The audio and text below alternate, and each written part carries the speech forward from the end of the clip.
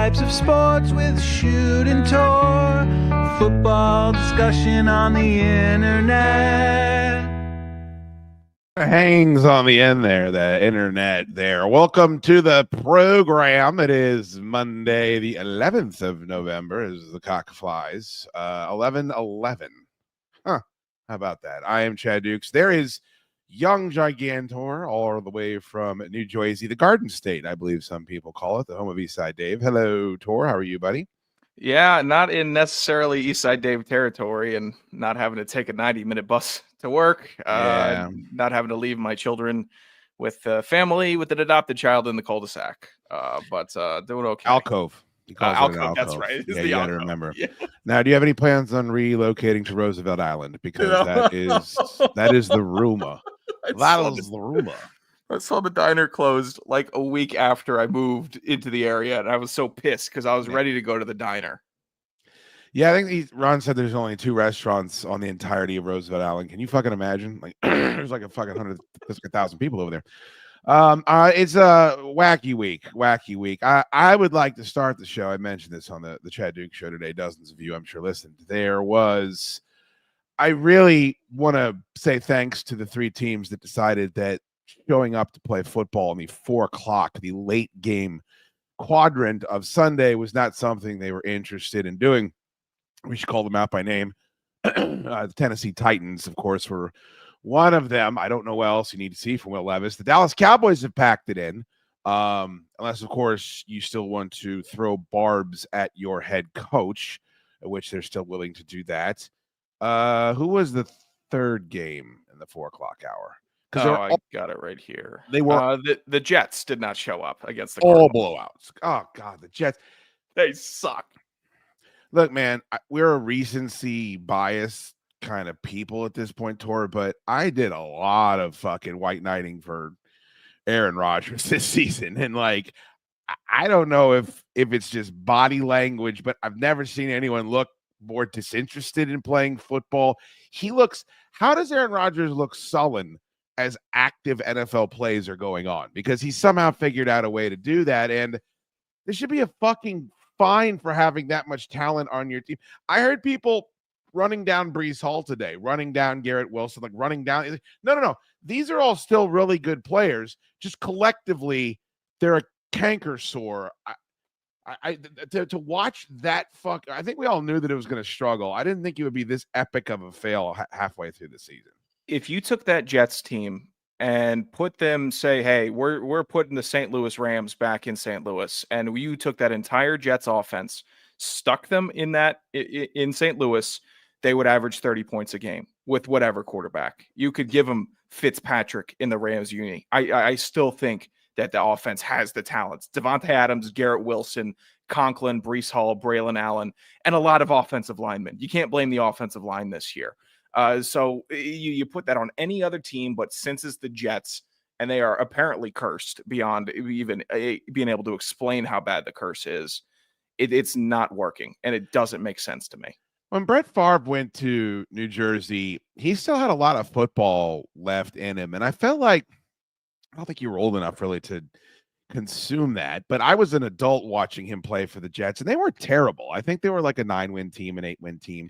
Yeah. And then he would move on and play at an MVP caliber level for Minnesota. They were, a play away from the Super Bowl. That's not what. Do we think that if we took Rodgers and his energy and his personal, whatever it is he's going through, where I've been in the dark and you've got to embrace it and blah, blah, blah. Can we put him on San Francisco and that's a 12-win team? Can we put him on, I don't know, one of these could we put him in Minnesota with all the Addison and Hawkinson and Justin Jefferson, and that's a 12-win team? Like, just the energy that he puts out, and I hate speaking about it in these terms, but it's kind of like he lends himself to it.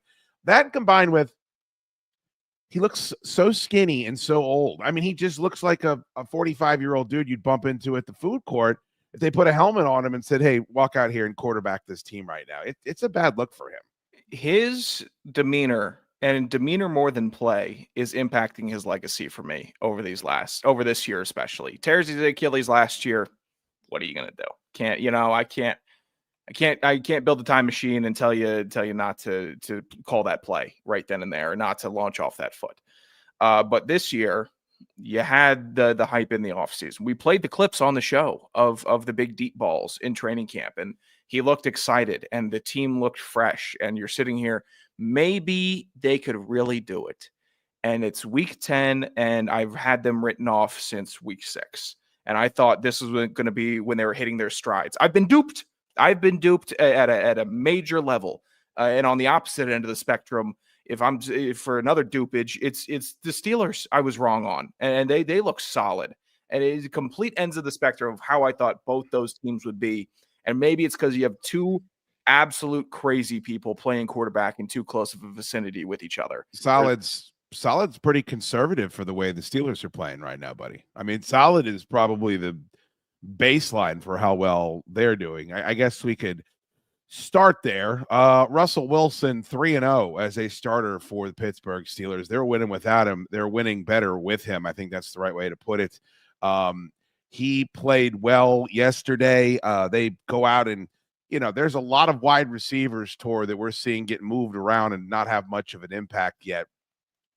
Mike Williams is a guy that big things were expected of coming from Los Angeles going to the Jets, and he was kind of a cast off. By the way, how refreshing do you think that Pittsburgh breeze is to him? He has a big touchdown catch in that game. And I don't want to pile on Commanders fans because they played, that's a really good team and you didn't have much of a home field advantage. And they were in there right to the very end, giving themselves an opportunity to win. But I thought that play at the end of the game, Tor, where everyone in the building knows that Pittsburgh is going to go out there and try and draw them off sides. Everybody knows. And they still go out and do it. That is the difference between where the Steelers are and where the Commanders are. And maybe if Jaden Daniels plays for 15 years and Dan Quinn is Vince Lombardi, they get there. But that's what a team looks like. That's what a team is capable of. And that's what one unit working together does is they generate and, the alchemy surrounding whatever is necessary to get these pros that know you're trying to draw them off sides to jump. To me, that was very symbolic of two good teams, but where one is kind of a step or a class above the other right now. Yeah, it was a rookie mistake made by a rookie. Obviously, he was emotional after the game. Johnny Newton was, rightfully so. It essentially cost you a chance at winning that game. And the issue with the new money Commanders fans is that there's still that, and they're already expecting to be treated like they've been in the playoffs year after year after year. My biggest gripe, and only gripe with them, because they played a hell of a game. The defense had a great turnover on the goal line. When's the last time you've seen them stand the hell up like that and give themselves a shot? I know that, St. Juice gets burned for the go-ahead touchdown. It is what it is. It's football. But the audacity and to act like you have the luxury to complain about the receivers on the outside through 10 weeks of Jaden Daniels' first season is ballsy.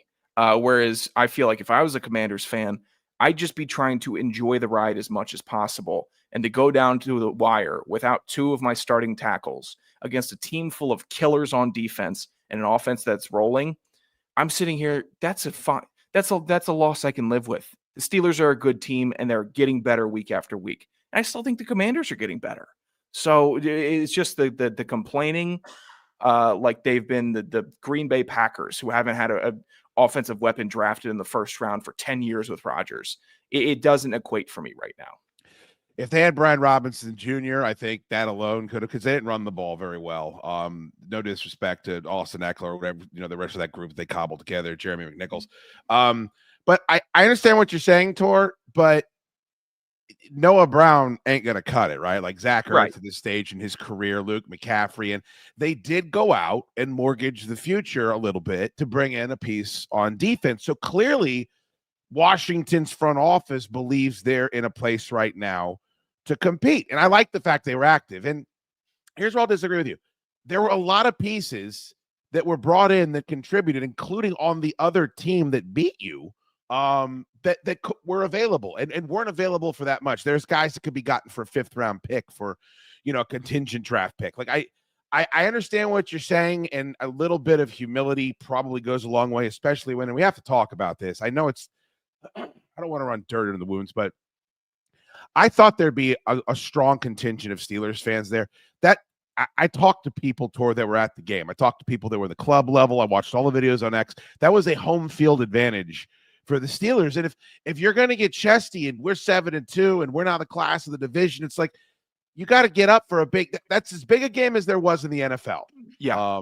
This Sunday, and tickets were readily available. There were openings in that stadium, and nobody still went out. So like you got to match your chestiness.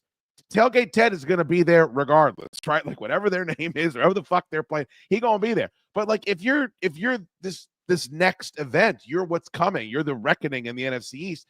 You got to have a fucking fan base show up. Go on X right now. I can't play them here. We'll get claimed. There are "Here we go Steelers" chants echoing all over FedEx Field. And so if that's going to be the way your fan base operates, well, then you still have to operate with a little bit of humility, which is, I think, what you're talking about. Yeah, that's a major issue. It's like the more I am looking at it, the more I'm upset for Raiders fans that just are invaded every single. And it doesn't make money for the NFL, and does it make sense on paper? Yeah, it does, to have a team in Las Vegas. It's the gambling capital of the United States. I'm sure it's high up there in drinking and partying, everything. Like, why not go catch a football game also? I get it. But having every single game that they play just be flooded with the opposing team's fans is brutal. And Washington, you have a product that you want to see now, don't you? Don't you want to go see the big ticket quarterback while he's still healthy and they're still winning and they're not collapsing? They would have collapsed by now. I truly believe that if this team was built of a weaker cloth, by now we would have been able to see through them and say the imminent demise is coming. It's not. You need to show up for this team if you're going to be talking trash or being uber supportive fan number one. You need people in the stands. You can't have a sea of yellow Steelers fans. Oh, there's people in the stands doing that. They had to pass it. Look, man, the bit where you pass, and I know you got to do what you got to do, but the bit of we're going to pass out towels too, and then that will obfuscate the towels of the other team's fans in the stadium. This is from the Steelers' official Twitter account. That's not Three Rivers Stadium. That's not Heinz Field. That's not whatever they call it now. I mean, that's 25 minutes from where I am right now, and that's the reality of it. And that to me is getting them to jump off sides, having that type of presence. This is old money, man. Like you called it. It's old money versus new money. And we'll see. Look, the Commanders are really performing well against stiff competition. They've been in some great games with some really good teams, and they haven't come out on top. That was a bad week to lose because Philadelphia really seems to be finding out who they are, and they drew the Dallas Cowboys, who, if they're not the biggest, I know we're going to talk about the Bears. We talked about the Jets, but Tor, if Dallas isn't the biggest mess in the league right now, injuries, personnel, ownership, I'd be hard pressed to list 3 or 4 teams that were worse off. Yeah, and it's not just because I'm not even equating the scale of the Cowboys and America's team and the brand and all that. It is, if this was happening in Jacksonville, if all of this was happening in Jacksonville, I would have the same exact thoughts about them. It's not because I have no love lost for the Cowboys that I would feel this way, but they are a disaster. And you know what, Philly, I'm not taking as much stock into a win against Dallas as I would have been in week 2 or 3. But I think that the Commanders putting together a good loss against Baltimore and putting together a good loss against Pittsburgh shows the mettle of this team. And I think it's a testament to Dan Quinn and the coaching staff, where Ron would have just lost, 27-3. He would have had them 27-6, maybe. Maybe you get 2 field goals, you miss an extra point, going for 2, whatever. No, they're fighting. They're scrappy. The defense isn't quitting. Are they great? No, but they don't quit. And at this point in the season, that's all I can ask from a defense. So there are a lot of pros for this team. But I think I just get an influx of Commanders fans and commentary that it does overwhelmingly make me feel the need to comment on some of the negatives. The good thing about, if you want to look at a glass half full, is they completely control their destiny. They have both games with the Eagles still left, including one on a quick turnaround here on Thursday night, which is batty. Like I heard Cowherd talking about Thursday night games, that the paradigm that we have for Thursday night games is all wrong. and the players like them because they don't have to practice leading up into the game. And then the turnaround on the other end is like almost a mini bye week where guys will travel and they'll go do shit because they have so much more time off. So he says we're looking at that the wrong. I don't know how you could play again. Now I will say this: they had the starters in 4 quarters scrapping and biting and clawing down to the very end against Pittsburgh, and that is not the way the Eagles ended their game with Dallas. So they have that. I'm taking a look at the schedule. Eagles is a huge game, but you get the Cowboys, and then you have the Titans and the Saints. Those are 3 very, very winnable games, and then you're getting into double digits, and then you get to Philadelphia and you get to Atlanta. We'll see where they are, at that point in the season. But you're still looking at a team that very likely is a playoff team and very likely still has much of their stake in the division championship in their control. And I expect them to play well against Philadelphia. One of the things I like about this team tour, they don't flinch when it's good teams. And that's, you mentioned it before, some of these other teams we've seen, they put together 2 or 3 games against bad teams, and a bully comes to town, a measuring stick game, and they just completely fall off. That's not who this Washington Commanders team is. No, I really hope that they can keep the attitude and physicality up, because the worst thing is that you could face, and the worst thing in football, is an Eagles team that thinks that the world is against them, even though they've been the heel, they've been the ones that have been sticking the stick into their own bike spokes and asking who did this, who knocked me off my bike. It's their fault, but they have reinvigorated themselves with a Sirianni annoying energy about it. And now it's us against the world, and we're going to be the scrappy underdogs. No, you were the favorites in the offseason. You were the clear favorites for this division. You pissed down your leg for 4 weeks, and now you're playing on par football of what you've been expected to. So that is a dangerous setup for Washington, coming off of I'm sure a gutting loss for the team, and having to face Philly, who is just ready to take it by storm. Yeah, but I don't know. I like their resiliency this season. I think they'll be okay. We do accept super chats. I do appreciate anybody that super chats into the show. Jason Wise, $5. Thank you so much. Hope you saw Jerry Jones' comments about the Sun. I think we might need a weekly shoot breakdown of Jerry's nonsense. So it's funny that you mentioned that. Tor was talking about the most difficult thing that players face. This is just about as difficult as any other thing they're going to. If you're listening on the podcast, the fucking sun is beating in on Cowboys Stadium. They have video of CeeDee Lamb having the sun hit him in the face, not catching a touchdown pass, then pointing at his visor. And he's wearing a visor, by the way, and saying, the sun. Tor, I didn't know this, and I guess I'm a boomer. They've got curtains in that motherfucker, which they pull on a regular basis when they have other events, when they don't want it to seem like it's daylight outside inside of Cowboy Stadium. They didn't do it for the football game, and I guess continue to not do it for the football game. And I just can't imagine all of the architects, all of the engineers, all of the Costanzas that went into building a building like that. Like, nobody took into account the primary reason. You know why it is, Tor? Huh? The primary reason isn't football. Football's the reason for it being built, but it's a building that now you have concerts year-round. Now you have conventions. You have boxing matches. I see this poor bastard that lives in Las Vegas. Having a football team in Las Vegas is fantastic for Las Vegas. It isn't good for Raiders fans, but it really lets you know what this stadium lets you know what the NFL thinks of the average fan. It's why the referees never get their penises slapped, because all it does is generate controversy and conversation and more people talking about their sport the next day. So there's no reason for them to actually think about the product itself, because the end game is what they're the most fixated on. Now, the bad press from this, how on earth, Tor, do they, with everything else dysfunctional about Dallas, the one thing you can control is tack some bed sheets up over the fucking windows so that your offense can operate appropriately when they're playing football? I wish this was more of an issue for me, but I'm a play football outside truther. And I like the sun being able to shine down on the games. And we have actually we have to take the bad with the good when it cocomes to the sun in the Cowboys Stadium. This is the bad. This is definitely the bad, but we have gotten some fantastic imagery of perfect lighting and just picturesque football coming from this stadium. I get why Jerry wanted the big glass siding on the building. You want to let God's light shine on through onto Jerry Jones. I know that That's what we got to do. It's just tough. I mean, wouldn't God's light come straight down and hit the big scoreboard that the punters keep punting the ball into? Wouldn't that be where God's light comes from? That's how they used to do it, but they had to put a big TV in the stadium. It's just Jesus Christ. I'll see it one day, and maybe it'll knock my dick off if I get to see that big board. But right now, it just feels like an obstruction for the team.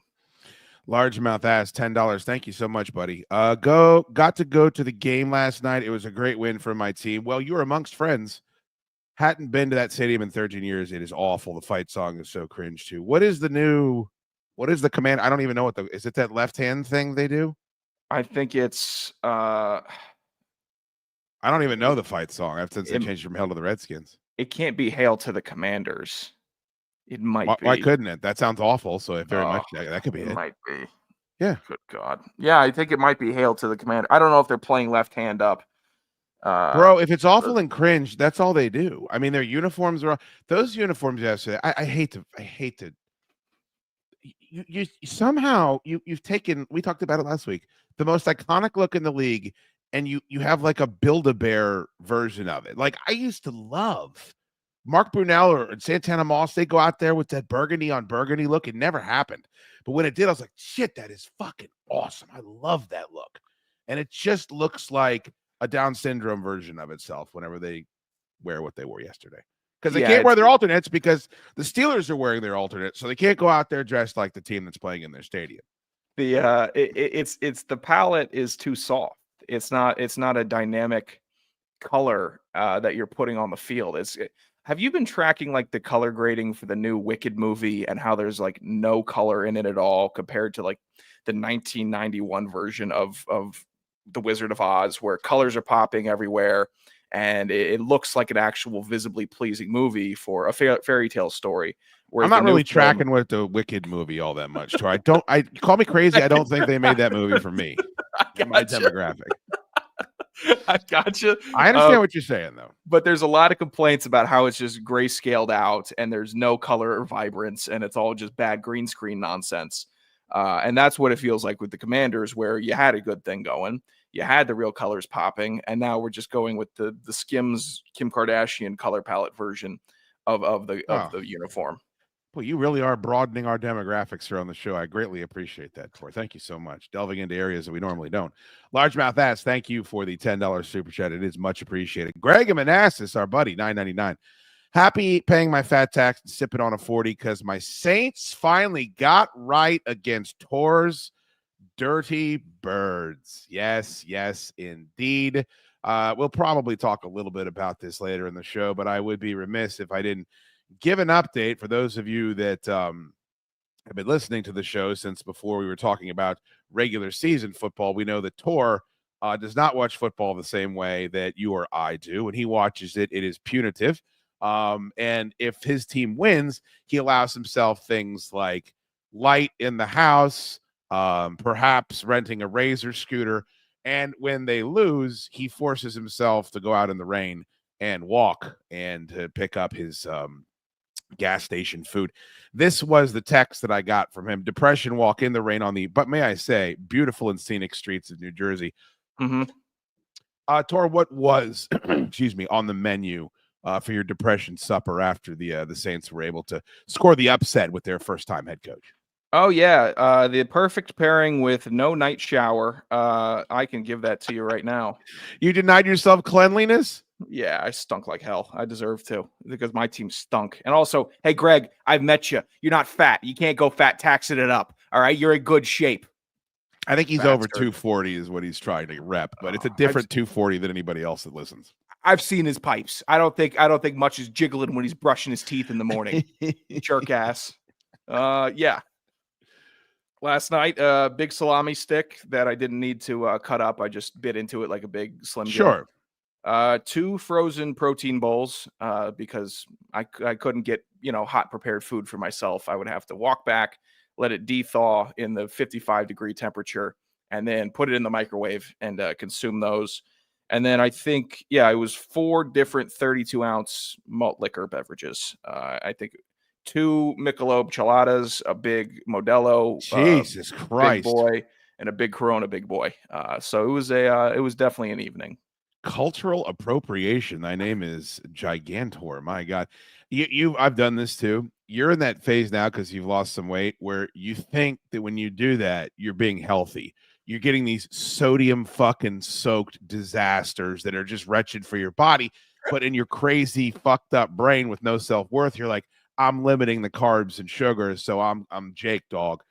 I know exactly where you're at. Now, what's a little surprising is those Chelada beers, those are an interesting call. If I was your age, I was going Slurricane, I was going OE, Schlitz malt liquor, I was going straight malt liquor. I guess you really are living amongst a diverse populace if those are your go-tos. I'm addicted to the Michelob Chelada beers. For some reason, it's like a salt lick for me. They're perfect. And don't worry, even if I had any confusions about a healthy protein bowl, the lean choice bowl, I capped it off in the evening with a nice Talenti raspberry cheesecake full Monty ice cream pint from my vending machine downstairs. What? Yeah.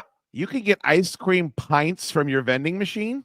It's a problem. I'm having to really fight some demons if I'm having an evening to not go dive into the ice cream container. Do me a favor, please tweet me a picture of that thing. I've got to see that vending machine. It's like a little wine cooler filled with Ben and Jerry's and freaking Haagen-Dazs bars. Really? Yeah, that's a nice spot you live. So do me a favor, when you break, like I like the depression updates, but the ones I enjoy more is when you break and get back into your old fat self. Just fucking let me know, because that makes me happy. At least it was at 12:30 at night where you're supposed to be eating it. Sugar and carbs, sure. Yeah, not before 7 o'clock. Look at this gentleman again. Greg saying $5. According to my bathroom scale, I'm 245 as of this morning. Well, sir, if it was Friday night, you would owe the fat tax to Solid Dudes, but you're good to go right now. Thank you, Greg. Appreciate you very much for the support. Thank you for watching. Hit the like button. There's only 90 of you watching concurrently over the sites, but that's enough for you to hit the like button. It is free. I'm not going to ask again. So we were talking about the Cowboys. Is that correct, Tor? Yeah. Okay, so this is kind of a big deal. A lot of people have had some things to say about it today. Mike's on the final year of his contract, so outside there's, of course, going to be questions. What's the sentiment inside the locker room, and what do you tell people who are wondering about whether Mike will be your coach next year? That's above my pay grade about if Mike is coaching again next year. But, all coaching aside, Mike can leave and go wherever he wants, but the guys I kind of feel bad for is guys like Zach Martin and guys who might be on their last year or on their way out, because that's who I wanted to hold the trophy for. You want to win games and do great things with those type of legends who put in more time and work than Mike McCarthy ever did. So those are the kind of guys that I have so much sympathy and hurt for. Wow. There's a way to say this, Tor, that isn't as atrocious as the way. That's Micah Parsons, by the way, after the game. He clearly has a problem with authority. He clearly has a problem with coaches. When Mike Zimmer got hired, remember we talked about it on this show, he was very strange about that and was demanding that Mike Zimmer come talk to him. Let me play this again real quick. Mike's on the final year of his contract, so outside there's, of course, going to be questions. What's the sentiment inside the locker room, and what do you tell people who are wondering about whether Mike will be your coach next year? That's above my pay grade about if Mike is coaching again next year. There's nothing wrong with that. That's actually the right thing to say. Yeah. But, all coaching aside, Mike can leave and go wherever he wants, but the guys I kind of feel bad. Not necessarily true, but I understand what he's saying, Tor. Like, I understand that he can go probably get a job as an offensive coordinator or maybe even a head coach again. We don't know. He's got a Super Bowl under his. He's going to have opportunities that these, aging players and veterans are not going to have because they're still out there active on the field. So I understand where he's coming from there, but it's not necessarily true and could be worded better. It wasn't worded great. It should have been, he could, go get a job as soon as if he were to leave this job, he could stay around football and be hired. Sure. Up until this point, we're not at, oh my God, the roof is on fire. First guys like Zach Martin and guys who might be on their last year or on their way out, because that's who I wanted to hold the trophy for. Yeah. It's actually a nice sentiment. I'm going to go out there and send those guys out on a high note. Those are my teammates. You want to win games and do great things with those type of legends who put in more time and work than Mike McCarthy ever did. So What in the fuck is that all about? Yeah, that's the kicker. I mean, I'm pretty sure I don't know Mike McCarthy personally, but first of all, I never hear him throwing his players under the bus. I'm guessing he's one of these 100 hours a week guys, Tor. Most of these coaches are, unless your name's Steve Spurrier, I guess, Deion Sanders. There's a very short list of guys that publicly come out and say, I'm not going to do it that way. But I'm guessing Mike McCarthy slept in his office a time or two. You think that's fair to say? Yeah, I'd wager that NFL coaches typically earn their keep when it comes to work hours put in during the week. That is unbelievable. Now, before I steal this from somebody, I pulled this clip because I don't like just playing other analysts and what they have to say on our show. I'd rather us do that. But I thought there was a term used here, and it's something you've pointed out a couple of times on the show this year as well, this season. And it's fairly new. And that's these active players that have active podcasts while seasons are going on. And I know Micah Parsons has been injured, but I watched, this is Damian Woody talking about these comments earlier today. Greeny, I've never heard anyone say anything remotely like that after a game. I really have.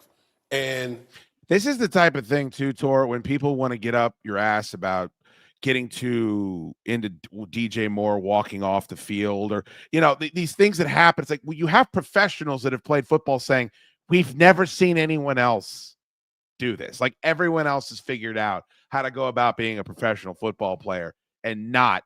And we've seen a lot of feet and mouths. We've seen Antonio Brown strip his fucking jersey off and run off the field. I mean, that carries some weight with me when a guy that's played in the league for a while and analyzed it for a while says, I've never seen anything like that. Yeah, you and I both have eyes, and I think pretty keen eyes for the game when it comes to issues like this, but it holds weight. And Woody's been great. Damian Woody's had a couple really good ones this year where he's given that NFL perspective of in the locker room, what would I do? How would you even manage this crazy situation? Yeah. So this is when the athletes' voices do hold weight, and not just on a money laundering podcast for a company that I don't know where they get the money to buy everyone these cameras and microphones and bandwidth. Allegedly.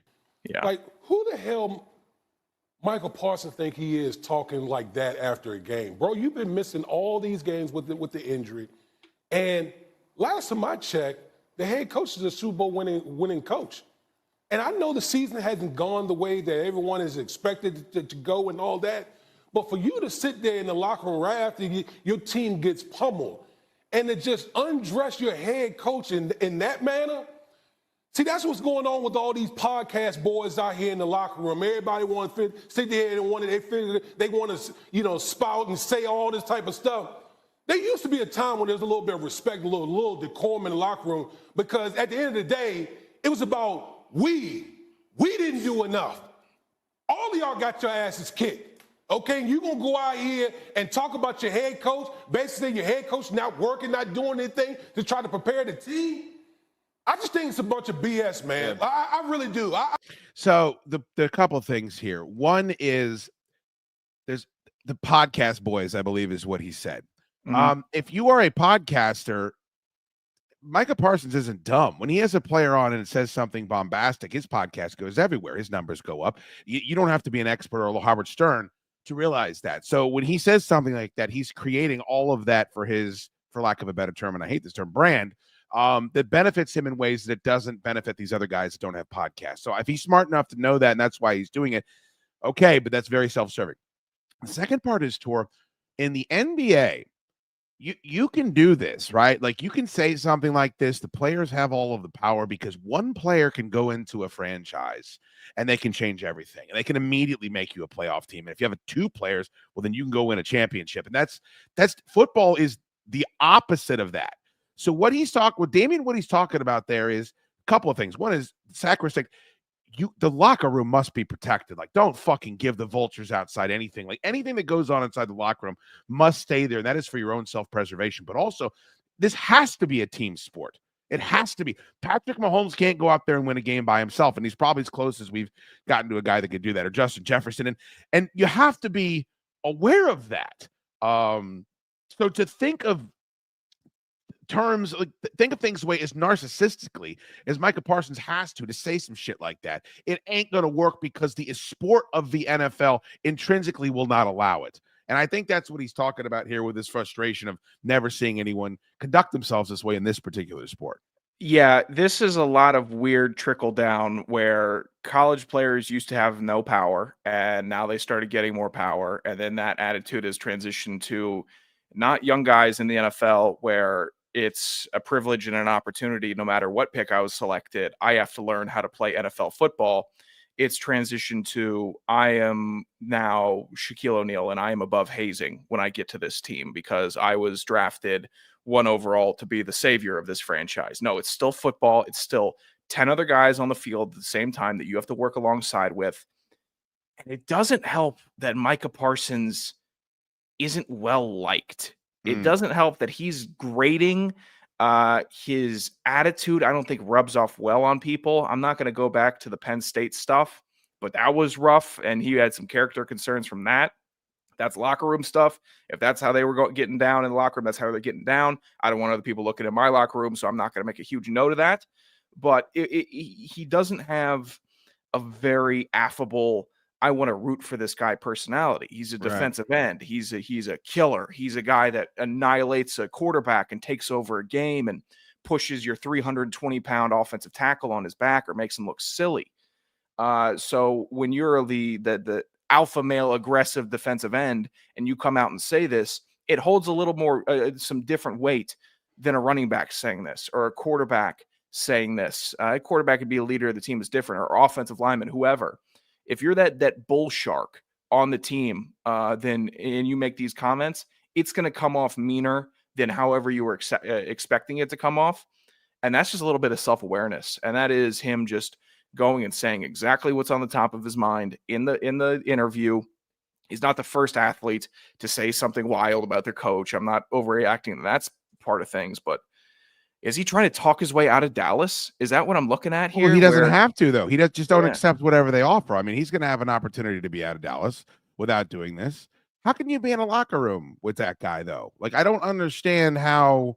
I mean, this is more. I hate to always bring this up, Tor, but this is different than playing baseball. It's different than playing basketball or even hockey. These guys are going out there and fucking each other up.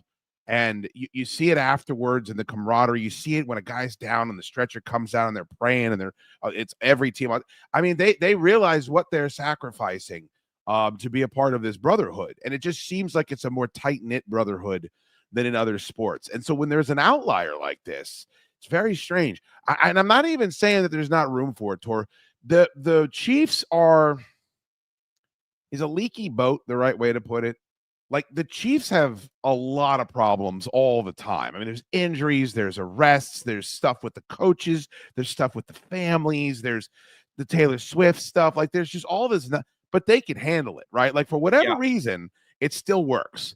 It don't work for Dallas. Dallas is closer to the Jets now than they are to the Kansas City Chiefs. And when the chaos starts, chaos begets more chaos for the Dallas Cowboys. And that is what this is. Like, all this shit is snowballing, and Jerry saying crazy shit and the sun beaming in, and Dak's hurt. And is he done for the season? We're going to see one more specialist. Well, we all know he's done for the season. We're not going to say that.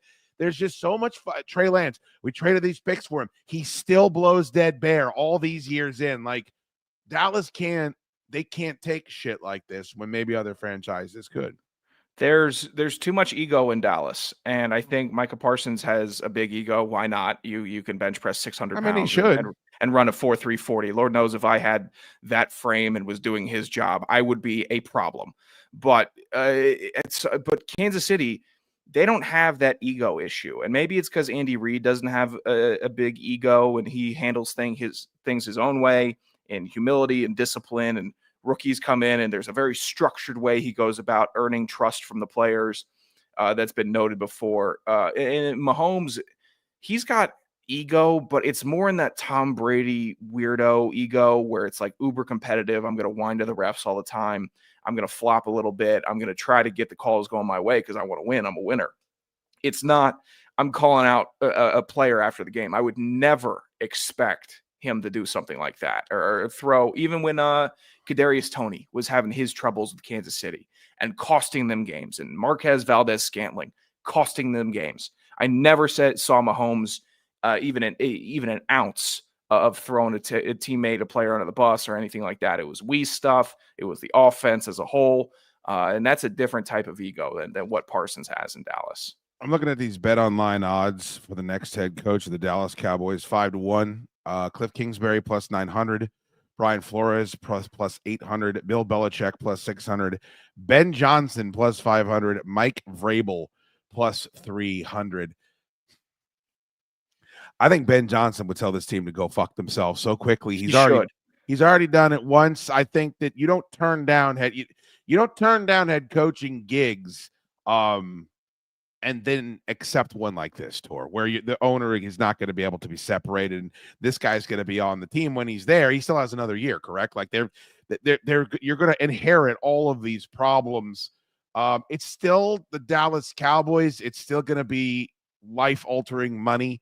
There's still a lot that comes with it, but I don't know, man. I don't see any of those guys if they have better.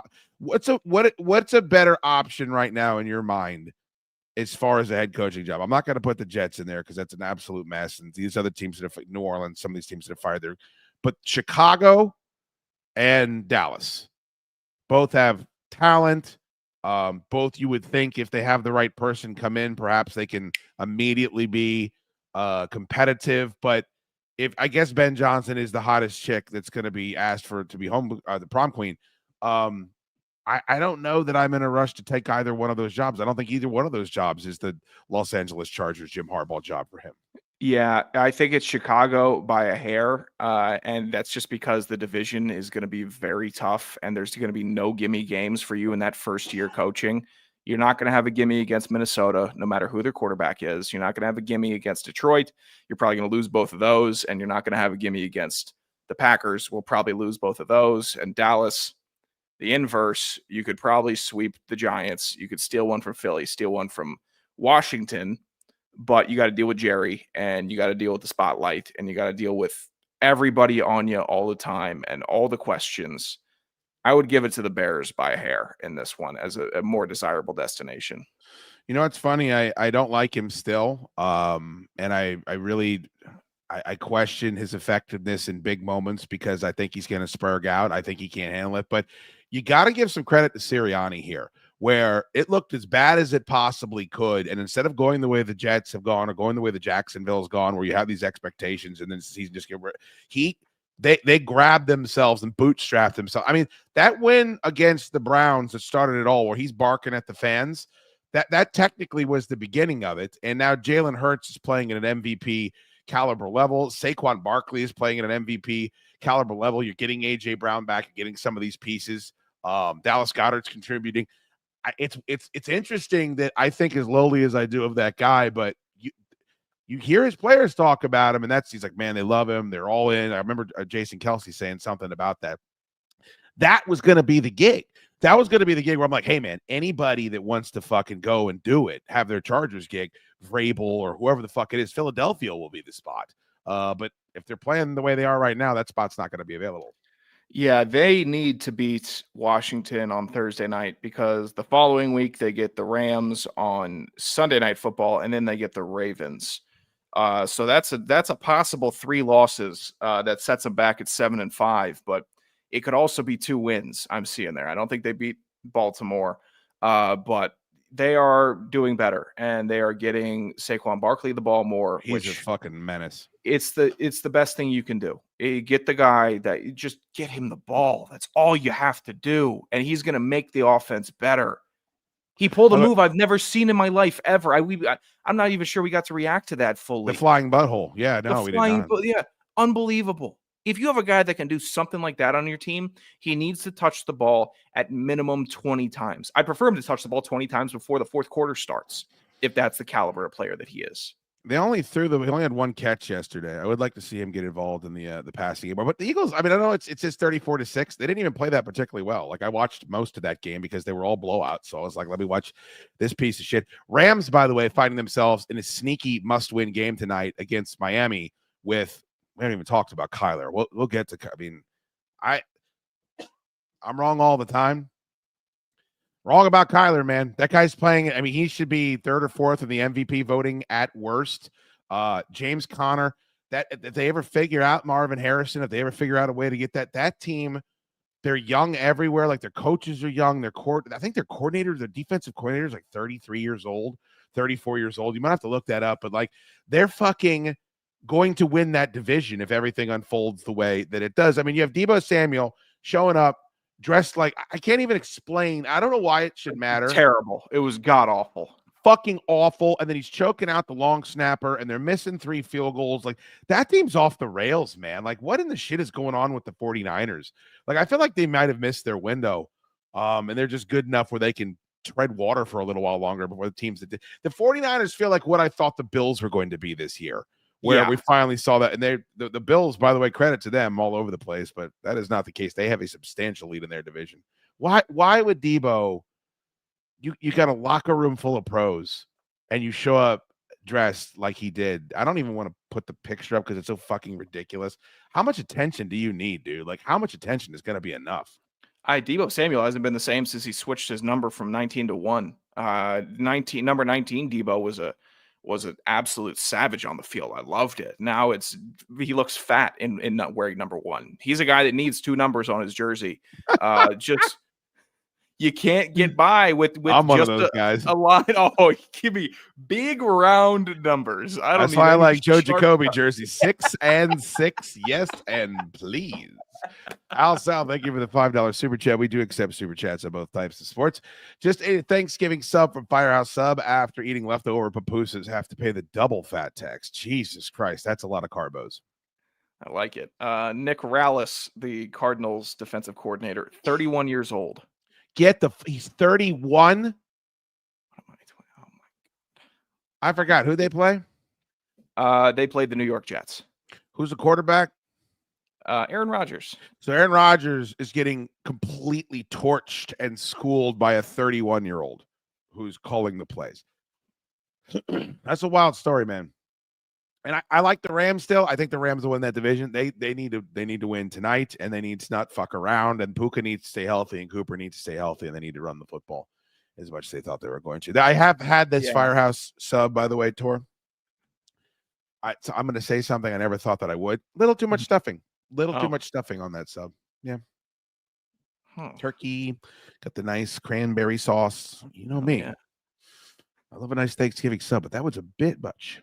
That's an upset. I don't think the Cardinals are a sleeping giant, but they are good enough to really ruin someone's season. I don't want to play them. Would you? The hit that Kyler Murray took as just one of the cleanest quarterback hits. I fucking love it. Helmet pops straight up, hair goes everywhere. Looked like he'd been electrocuted.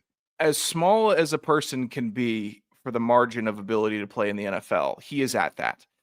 And he took maybe the hardest hit a quarterback's taken in the last couple years in the NFL without a flag, or with a flag. Not kidding. He gets up and shows you why he's an NFL athlete. He goes and just keeps on churning like he wasn't even phased. That's how I want my quarterback getting up, not laying down on the ground, looking like he just got shot.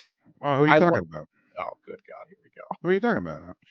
Anybody ever did? 79 tries to do the fake run over like Ant-Man does when the tab comes. Miss it. So I don't know. The Bears' first 9 games with Caleb Williams, they are 4-5 with 19.4 points per game being the average tour, right? Mm-hmm. The Bears' last 8 games with Justin Fields, 5-3, 24.5 points per game. So a lot of people have made this point that it can't be Caleb Williams' fault because Justin Fields, it's a Bears problem. It's a Bears thing. He is weird. He is standoffish at times. He certainly marches to the beat of his own drummer. And you brought up the point earlier. He comes USC, penthouse, already getting paid millions of dollars. Is this just his teammates are jerk off, so we've just found one screen cap and 60 minutes of football and we're blowing? Or are they tired of his shit? I saw a lot of times in that game yesterday where, there was some bad offensive line play. There was also multiple times he's missing reads. He's not going through his progressions correctly. There's guys running open in the middle of the field. He's holding the ball too long, double clutching. Those sacks were his fault. I wonder if this is more the Bears are assholes and they're ruining. If I take 3 steps, I can get a first down and keep drives alive that way. And Caleb Williams is, I can't do that, but I've got a rocket arm. And if a receiver is open, presumably I'll be able to hit him in between the numbers and I'll be able to extend plays and improvise a little bit. Not the expectations for him to become Patrick Mahomes in year 1 were too high. I bit into it early also. He looks like a professional quarterback. I don't think that this Chicago Bears offense does him any favors. I think that they're still hoping that he can run for first downs on 3rd down and he has that big burst of speed. That's not his game. You need to treat him almost like Justin Herbert. Just give him just enough time to make some big arm throws, and then you're going to start winning games. But he doesn't have that, and the receivers aren't getting open, and we can blame everybody else, but the offense sucks, and the coaching sucks, and the team sucks. And I bid in big. I thought that this team was going to be different. I thought that all the moves that they made in the offseason, they made sense in my stupid brain. I thought it was all going to work. It doesn't work. It's Chicago. And the worst part of it is he's going to have to basically do a full reset in year 2, new scheme, new head coach, new all of it. And we're getting rookie year part 2. And best case scenario, you get it right. Yeah. Like best case scenario, you back up the Brinks truck for Cliff Kingsbury. He's learned something his first time around. He comes in and fixes him. Here's the problem with that, Tor. Drake May was not drafted to play right now. And Drake May just outplayed Caleb Williams with Ramondre Stevenson and what? Who was their leading receiver yesterday? Austin Hooper? What stop is this for him? You compare the weapons that Caleb Williams has to what Drake May has, and there really is no excuse. And I know Bo Nix is handpicked by a football genius, but compare Caleb Williams to all the other rookie quarterbacks that are playing this year. You've seen more from all of them. At some point, the buck does stop with him, and I don't know, man. I think it can be both things, but I think that when your mentality is this, and it, Barstool Sports did not do him any favors by printing up this little graphic, and that's why that I pulled it for us today. But when you say, hey, you're not going to have to punt too much this year before the season begins, that's Caleb Williams' message to Tory Taylor. He's punted 45 times this season. The Chicago Bears have. Like, it's just a long string of little tiny pieces of evidence that point to there's something a little off about this kid. And there's nothing off about, the only thing off about Jaden Daniels is he's too competitive and he takes too many hits. Like when they lost yesterday, Tor, I saw a grown-ass man, they're spiking their fucking helmets. He looked the same way he did when they threw the Hail Mary and beat the Bears. Like he is as cool as a fucking cucumber. And I don't know. I don't, it's far too early to condemn him, but it's an unholy marriage of the Bears can't get right at the quarterback position. And he's a fucking weirdo. Yeah, I think Caleb Williams, the more I'm watching him, the more I'm seeing there's a big difference between him and Jaden Daniels, where I think Jaden Daniels just has that dude gene and he is an absolute football player through and through. He's a football player before he's a quarterback. And I think Caleb Williams is a bit of a chameleon where along the way he's picked up different things that, maybe this has resonated in locker rooms, like telling people to clean up after themselves. Like, oh, I'm going to do that. I'm going to be that guy and try to be a leader from the inside. And then, oh, I'm going to be a little bit cocky. I picked that up. I'm going to try to use that, fire up the fan base. I don't know what his authentic self is as a football player, where players like Josh Allen and Lamar Jackson and Jaden Daniels, CJ Stroud, you can see that they have that football player gene where it's take over time. I'm better than you and I know how to lead a team. I don't think Caleb Williams knows how to lead men yet. I just don't think that he has that club in his bag, and he's going to be one of these guys. I don't think that is super naturally inviting to other players. So he's going to have to do it strictly off of play. Like guys are going to have to be forced to believe in me, opposed to I've got the natural charisma. I just do this shit and you're going to naturally believe in me. No, he has to go out and have games where he throws for 300 yards, 3 touchdowns, no picks, and might have to lead a game-winning drive for a field goal at the end of it to get some trust and to get true buy-in from a team. Right now, we all kind of suck, and that's where we're at. I don't see where the light is at the end of the tunnel for him and his development for the rest of the year. I'm going to go ahead and remind everybody that this program is presented by Dreamstay Getaways, dreamstaygetaways.us. You can see the link scrolling at the bottom of the page. If you are watching live, they got 3 beautiful homes in the Florida area. They all got Xbox S's, PlayStation 5s. They're all multiple bedroom, theme bedrooms with all these beautiful things for your kids. If you're going to the parks, if you want to go to Universal, you want to go see that new Universal Monsters Dark Universe, you want to go see all the Marvel characters, look at this fucking beautiful game room. They got 3 houses. Book through the website. Do that, and you avoid all the Verbo fees, all the Airbnb fees. Dreamstaygetaways.us. Click the link at the bottom of the page. There's a link in the description of our show as well. When you're going to Florida this winter, stay with them. When you're going to the theme parks, they're on resort, so there's plenty of shit to do there as well. Greatly appreciate them presenting the show this year. Dreamstaygetaways.us for whenever you're visiting the parks in Florida. All right, there's this now, Tor, and I know that you're a big Dan Campbell fan, and I am a big Dan Campbell fan, and I think that he's fun when he gets on to be interviewed, and his voice sounds like he's been gargling razor blades, and it's very painful for him to talk, and there's cords in his neck, and he's got the big pink face, and he's got a giant lip in, or allegedly, and he says, we need to make a play on defense, and they immediately get a fucking turnover. Like, I love that bit, right? Like, that's a great bit.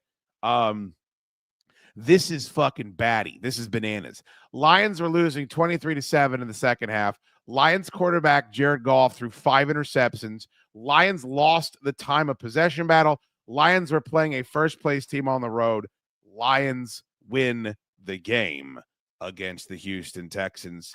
That was one of the crazier finishes I've ever seen. I was at halftime. We were out at the bar, so I'm watching, but I'm eating and socializing, whatever. I'm like, oh, God, another blowout. These 4 o'clock games have been some shit.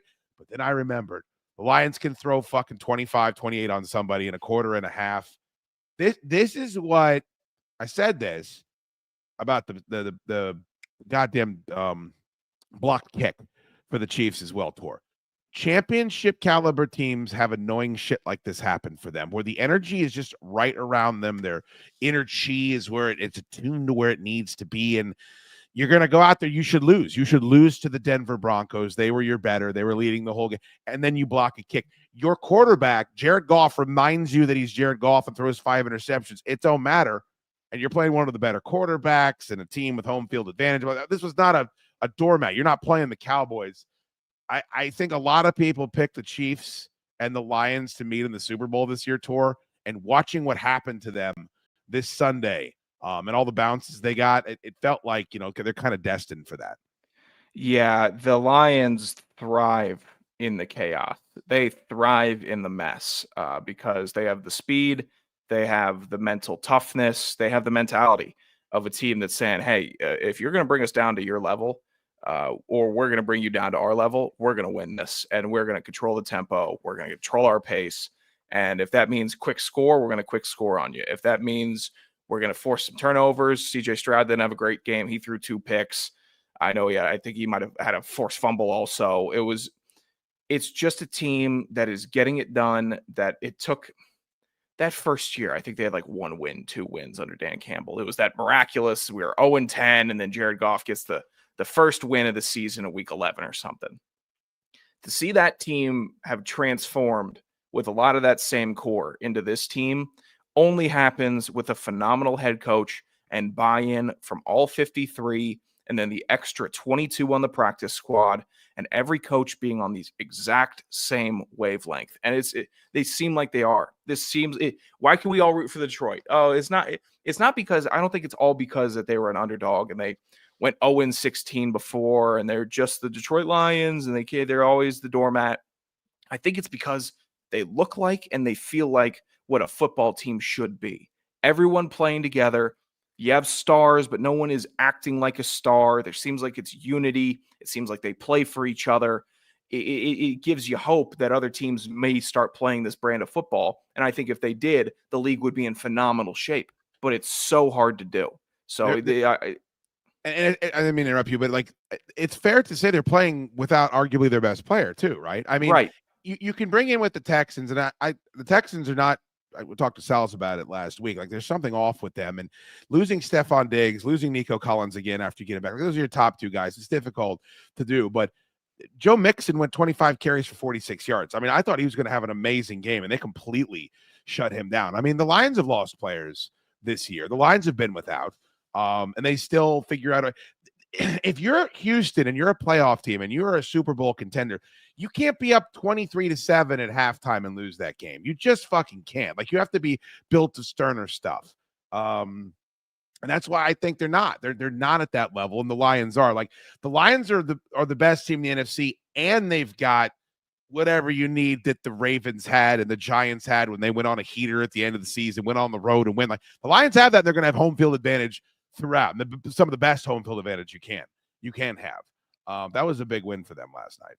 It was massive, and they keep on finding different points to launch themselves off further, whether it's skill or motivation. And last year, it was that Cowboys game with the ineligible lineman that didn't check in, and that fired them up. And then they had that brutal playoff loss, and that, I think, fired them up again. And this year, it's been take no prisoners. We are going to absolutely let people know how we want to play football, and we're going to do it. And they did it when they played Dallas. When they hung 40-plus on Dallas, they said they ushered in a new era. Every game before that was great. They were scoring points. The defense looked better. Brian Branch has been a phenomenal safety for them. But when they really took out all that angst on Dallas, that's when I said, this is a different team. This is a team that is built for the long haul. They have a short memory on the field, but when it's a long-term vision and culture thing, they are locked in and they know exactly what they need to get done. It is impressive. It is. Before we get out of here, Torn, well said by you. I did want to go through this. This is the NFL playoff picture. 9 teams near locks. Bears and Bucks fade away. You wanted to mention this, and I think we should have spent more time on it. Maybe the greatest play of the season was given to us by Baker Mayfield this week. Would you agree? It's at least top 5. Yeah, it is going to get overlooked in a loss in the middle of the season, but it was an unbelievable play. I don't know if I've ever seen as much effort. Maybe Steve Young's 56-yard scamper where he was collapsing into the end zone, but that's maybe one of the only ones where I'm comparing a quarterback's effort on a play. You remember when Pat Mahomes had that zesty little run up the sidelines that they showed ad nauseum, and like you could see guys were afraid to hit him, guys were pulling up. Like maybe there's a little bit of that was Nick Bosa, right? That was draped off of Baker Mayfield, who's one of the greatest athletes in the league. Maybe because I remember I forgot who was calling the game. They said, why didn't he just drop? Like, why didn't he grab his arm and just fall to the ground? I was like, I don't know if that's a hip drop tackle or not, but I'm going to give him the benefit that he was worried about how to get Baker down in that moment, because there's no Baker's a gamer and he's tough as nails, and there's no way he should have been able to just sit there and have that guy sucked onto the side of him like Quado and then throw and then complete the pass. And then you had to have the first down. Like they're without their top 2 guys and their best player. And they just are in every game. And that's why I think San Francisco isn't ultimately going to be there at the end of the game. You've got to beat that Tampa Bay team convincingly. And why Tampa, if they get into the postseason, I don't want to fucking see them, because not a chance in hell do I want to play that team. Yeah. Are you kidding? I be NFL athletes are NFL athletes, but I'm not going to sit here if I'm an NFL defensive end and be that worried about a Baker paw in my chest. Maybe I should be now, because he took one of the highest, if not the highest paid defensive player, put him on a frickin' stick and said, you stay over there. I'm looking downfield and I'm going to complete a pass on 4th and 7 in the 4th quarter in a game where the season is on the line for my team. So impressive. I just fall in love with Baker every single time. Every week, I find a new reason to love Baker Mayfield on this Buccaneers team. I hope he stays there forever. I hope he closes his career out, marches up on the all-time passing list numbers. Hope it's a place where he can get his name in a ring of honor. I know I'm typecasting way down the line, but man, he just gets me fired up seeing his renaissance in the NFL. It's nice. And it's nice to know that can happen. And we always forget it wasn't just Baker going to Carolina. He had to go to Los Angeles. Like, there's some bouncing around that happens here. I will say Sam Darnold, I think, is starting to show us who he is again over the past couple of weeks, which makes me nervous because I root for that guy. Hopefully he learns a lesson that he doesn't have to try and force it into Justin Jefferson whenever something's going wrong. All right, here we go. This is the playoff picture right now as it stands. Lions, 99%. The Eagles, of course, 7-2. They bumped themselves up. The Atlanta Falcons tour, 6-4. This is losing to the New Orleans Saints less than a week after they fired their coach is a really bad loss. It is a bad loss, but we've seen this now multiple times. This happened with Carolina. You bench a quarterback, you fire a head coach, guys come out fired up. Guys come out different and playing at a different intensity. That is a bad loss any way you slice it, Tor. But I don't think that completely torpedoes Atlanta's path to the division championship, especially with what we were just talking about with the injuries in Tampa Bay. Yeah, it makes me so nervous. That 6. It should. It's not a guarantee. 6 wins means nothing to me, and because. What does it say? They got Denver next. That could be 6-5. That could definitely be a 6-5 team in the NFC South, where thank God the Buccaneers lost. Because if not, it'd be way, way closer, way more knotted up. They swept the Bucs. It won't matter though if they keep on losing the games that they should win. It just won't in the end game. Denver's going to be fired up next week too. Arizona 4 in the NFC at 6-4 probability, 56%. Kyler Murray. Man, he should be getting some MVP votes this year. Minnesota's still there at 7-2, 92%. They have them at 5, 12-7 over Jacksonville. That was one of the ugliest wins I have seen this year, Tor. Commanders right after that at 6-7-3, playoff probability 79%. Packers then at 63. And then on the outside looking in, you have the 49ers, the Rams, and the Bears, Seahawks, and Buccaneers. I don't expect the Bears, Seahawks, or Buccaneers to make the playoffs at this point, unfortunately. Yeah, God, I'm already starting to think about it. I wouldn't want to play Washington in the playoffs. I wouldn't want to play Green Bay in the playoffs. It's going to be a mess. I'm already fearing what the playoffs are looking like, and I shouldn't, because there's still a very good chance Atlanta crashes out the rest of the season. I was about to say there's a very good chance you're not going to have to worry about it at all. Kansas City. 99%. If they win that game against Denver, they should not have won that game. Buffalo sitting at 8-2 is a huge surprise for me. They've added weapons. They're the team to beat in the AFC East. No one's going to touch them. This is the Pittsburgh Steelers with Russell Wilson, Tor. If you would have told me 3 or 4 weeks ago that Pittsburgh would be playing better and more consistently than the Baltimore Ravens, I would have said you're fucking high. There's absolutely no way. Who would you take right now, straight up? Who do you think's the better team right now between Pittsburgh and Baltimore? I think Pittsburgh is probably the they're playing more consistently. They are, and that's a big win. Washington is a very good team. That's a big win on the road.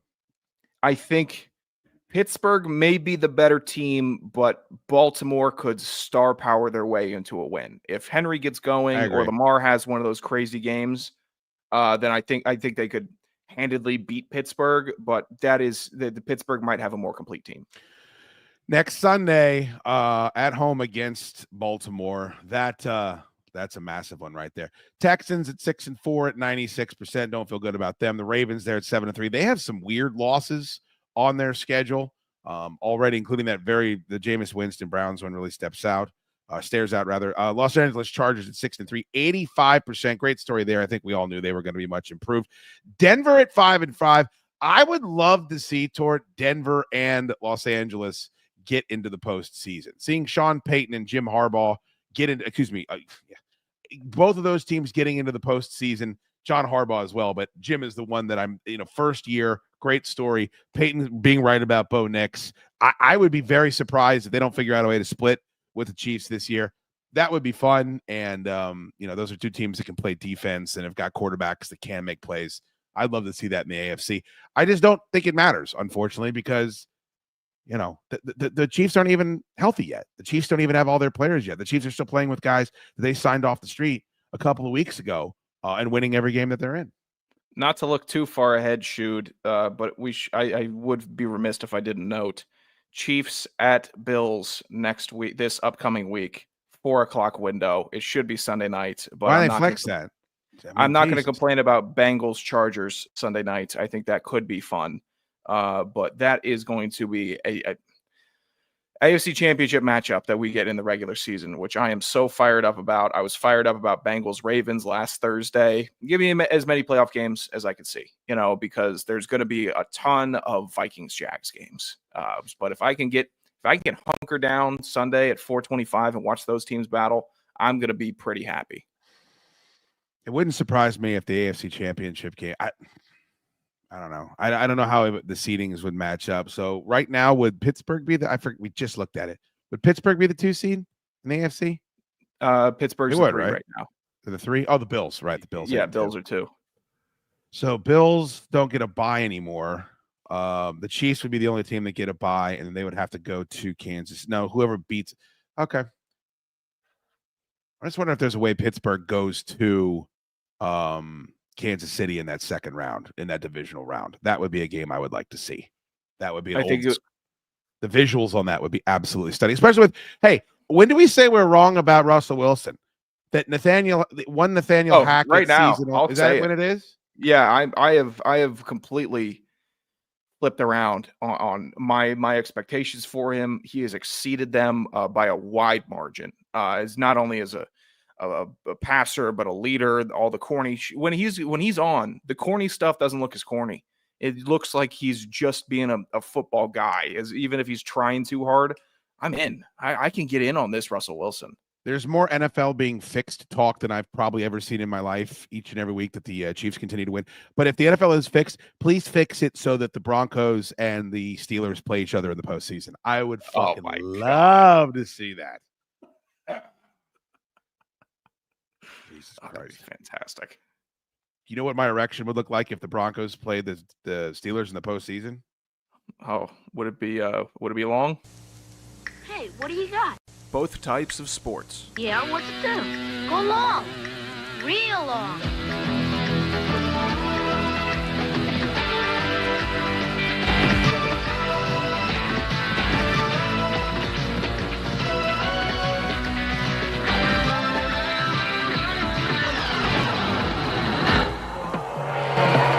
Nice toss. Both types